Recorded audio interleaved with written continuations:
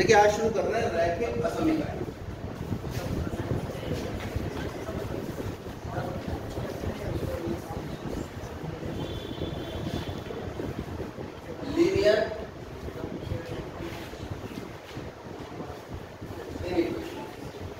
Linear इनइक्वेशंस का मतलब है, यानी समीकरण तो हमने बहुत पढ़ी कि LHS बराबर RHS हो जाता है, बराबर का निशान होता है उसमें।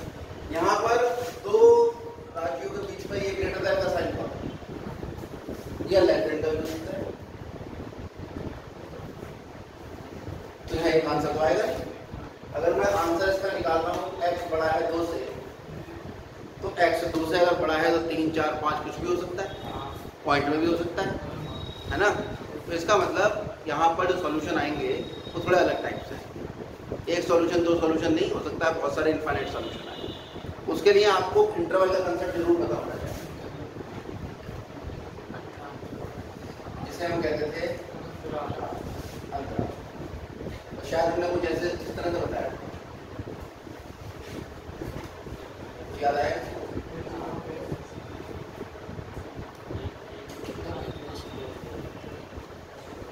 याद आ रहा है?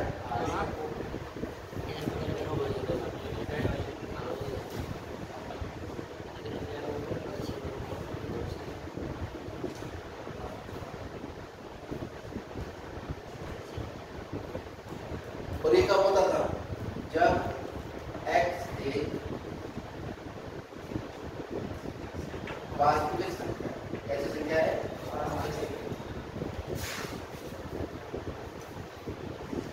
यानी मैं x इज अ रियल, जब x एक रियल नंबर वास्तविक संख्या है। n कैसी होती थी?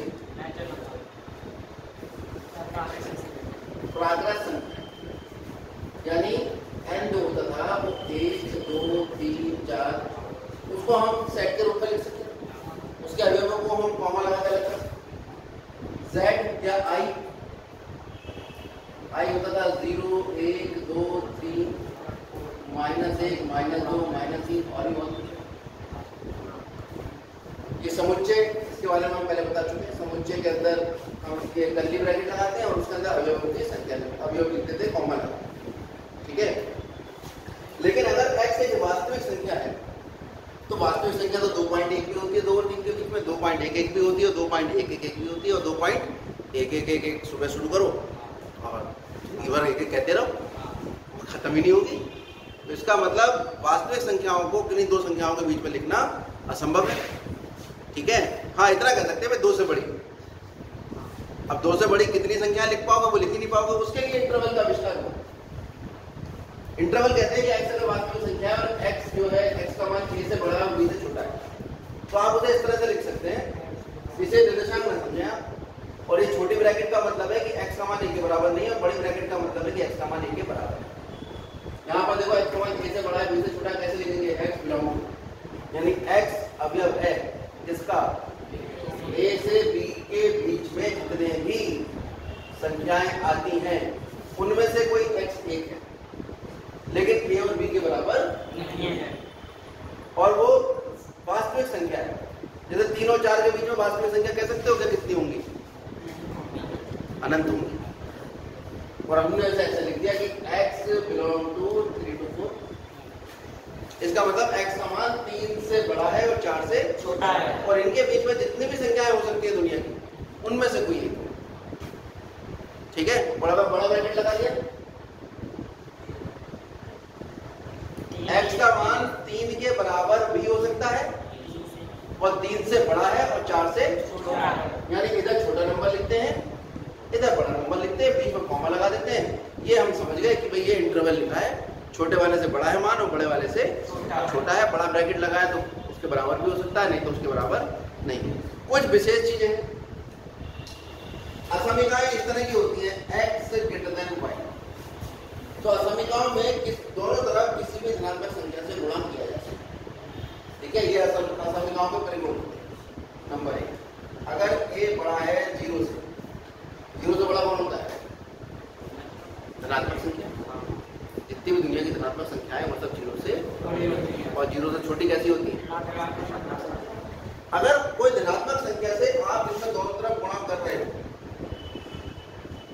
तो कोई प्रॉब्लम नहीं। लेकिन अगर x बड़ा है y से और a का मान 0 से छोटा यानी a ऋणात्मक है और आप दोनों तरफ ऋणात्मक संख्या से गुणा कर रहे हो तो इसका चिन्ह बदल जाएगा। ये ग्रेटर देन है। ये जो खुला है बड़ा कंफ्यूजन होता है। जिधर मुंह खुला वो बड़ा तो वो एक चौंच है। इधर मुंह खुली है उधर बड़ा और इधर बंद है उधर से क्या छोटा। ये वाली बात समझ। इनइक्वालिटी को किसी भी धनात्मक संख्या से दोनों तरफ भाग किया जा सकता है। दोनों ऋणात्मक से क्या मतलब है? इसका फॉर एग्जांपल लेके देखते हैं। भाई 4 बड़ा है 2 से, 2 से गुणा कर दो, 8 बड़ा रहेगा 4, फिर 2 से गुणा कर दो, 16 बड़ा रहेगा 8, 3 से कर दो 48 बड़ा रहेगा 24। कोई समस्या नहीं है। लेकिन अगर 4 बड़ा है 2 से और -1 से गुणा कर दो तो -2। इनइक्वालिटी का निशान इधर था तुरंत पलट गया। बड़ा तो वो होता है इधर मुंह खुला होता है। अब मुंह इधर खुला, ये वाली संख्या बड़ी हो रही है। क्लियर हो रही है बात? अच्छा, फिर माइनस से गुणा करना। जब मैंने फिर से माइनस से गुणा करी तो प्लस प्लस होगा। लेकिन जो इनइक्वालिटी का निशान आप कौन पढ़ा होगा? समझा गई बात कि माइनस से गुणा करने पर इनइक्वालिटी का निशान बदल जाता है, समीकरण का निशान बदल जाता है। चलिए अब सवालों में पहुंचते हैं बिना टाइम वेस्ट किए। ये समझना समझाना तो पूरे हर क्वेश्चन के हिसाब से चलता रहेगा।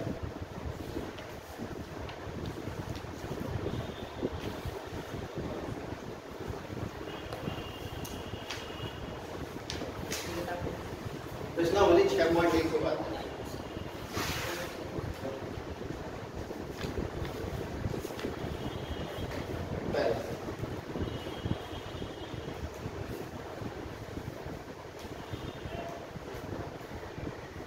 ये है हल्की।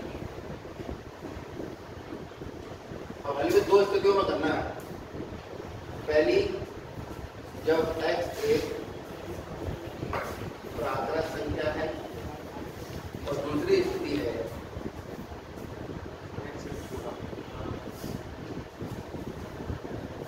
दो स्थितियों में हमेशा है, पूर्णांक की स्थिति में और प्राकृत संख्या। अब सवाल है हमारे पास 2x।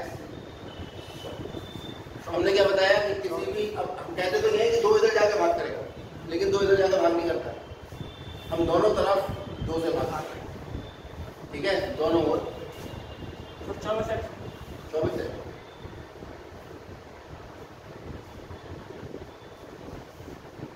से भाग करेंगे। जब दोनों ओर 24 से भाग करेंगे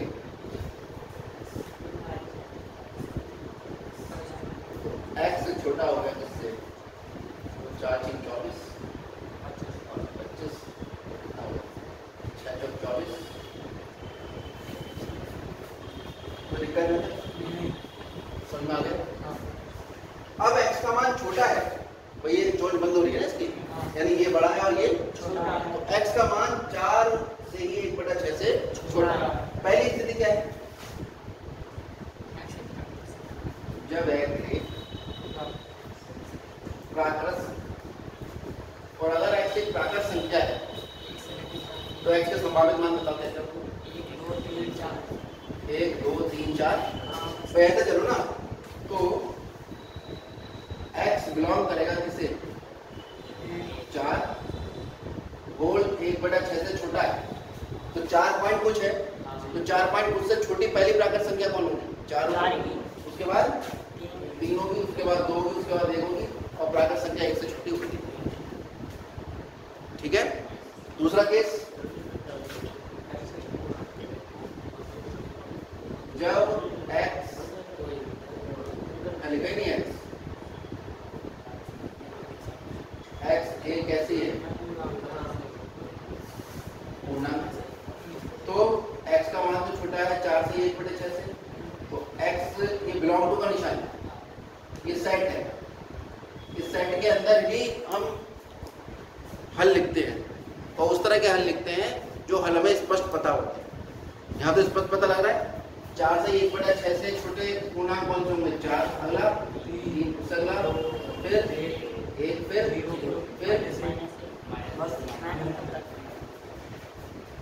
चलता चला जाए, क्योंकि धनात्मक थोड़ी कहा है उसने, केवल x एक पूर्णांक।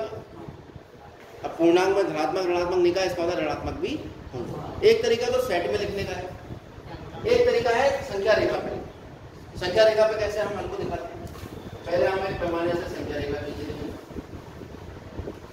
0 होगा, पैमाने से 1-1 सेंटीमीटर को निशान लगाएंगे, पैमाना कोई दिक्कत नहीं,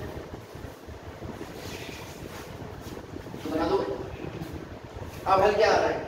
4 को ऐसे लिखो, और क्या आ रहा है? 3,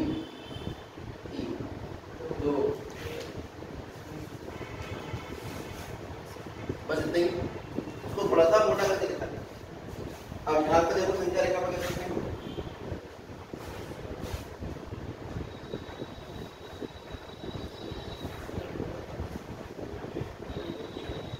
और ये -1, -2, -3 और फिर ऐसे दिखाना। डॉट डॉट का मतलब आगे भी कहानी ऐसी जा रही है, ऐसे 4, 3, 2, 1 गायब कर दिया हमने,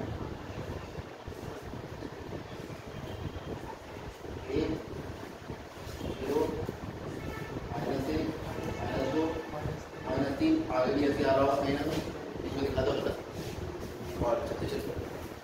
कोई समस्या? अगला सवाल देखते हैं, दूसरा। हल कीजिए, वही सेम लिखा है, -12x बड़ा है। पहले माइनस का इंतजाम करो। माइनस का इंतजाम कैसे होता है? अगर दोनों माइनस से गुणा करोगे तब ये प्लस होगा, तो 12x और इधर हो गया -30। और जब माइनस से गुणा करते हैं इक्वलिटी का निशान पलट आएगा। तो नियम है, बताया आपको नियम, ध्यान रखना नियम। माइनस से गुणा करेंगे, जनरली हम क्या करते थे? इसको इधर ले जाओ, इसको इधर ले आओ, लेकिन वो सही नहीं। दोनों तरफ 12 से भाग करो। यहाँ लिख दो ब्रैकेट में, क्या करना है? -1 से गुणा। अब 12x/12 लिख दो, 12 से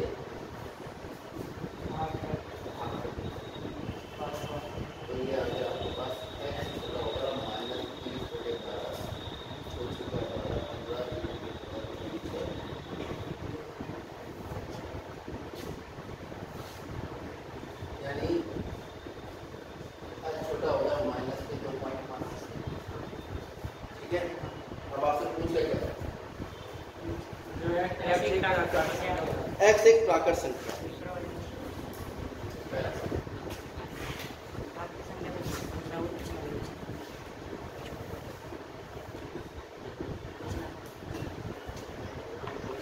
जब x एक प्राकृत संख्या है तो x बिलोंग करेगा 5।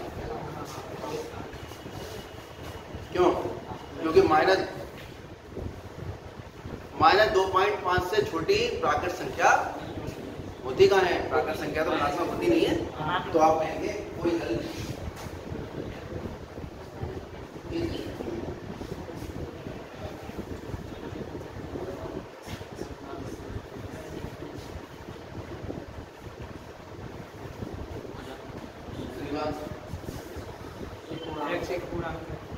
x एक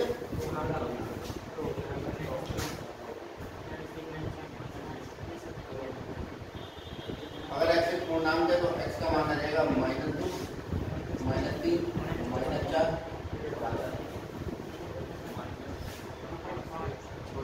छोटा है ना? x का मान 2.5 से छोटा है।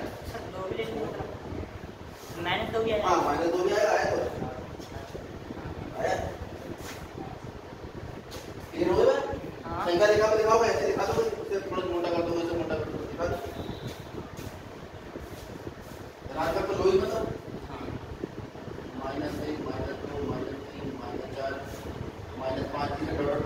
मालूम भी ऐसे चलता जा रहा है, कहानी ऐसी जाती है आगे माइनस दो माइनस तीन,